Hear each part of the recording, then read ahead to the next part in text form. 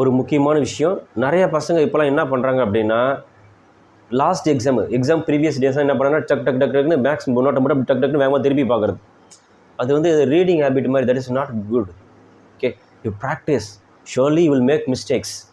Through mistakes only we can understand. ஓகேங்களா? Mistake is our best teacher. Okay, you do practice. நிறைய எரரை நீங்கள் குறைக்கணும் அப்படின்னா நீங்கள் என்ன பண்ணணும்? ப்ராக்டிஸ் பண்ணணும். ப்ராக்டிஸில் எவ்வளோ எரர்ஸ் இருக்கோ அவ்வளோ எரர்ஸை நீங்கள் ரெக்டிஃபை பண்ணணும். நீங்கள் என்ன பண்ணீங்கன்னா எக்ஸாம் ஹாலில் தான் போய் நிறைய பேர் ப்ராக்டிஸ் பண்ணுறீங்க. அங்கே ப்ராக்டிஸ் பண்ணிவிட்டு 2 ஸ்டெப்பு வரும், 3ஆவது ஸ்டெப்பில் அப்படியே நிப்பாட்டிட்டு வந்துடுங்க. That is not good way of learning makes. Okay, please do practice. Try to make mistakes. Through mistakes try to learn many things. Okay, practice பண்ணுங்கள். Don't read like newspaper. இல்லை அப்படியே just வேகமாக recall பண்ணுறதுலாம் இருக்கக்கூடாது.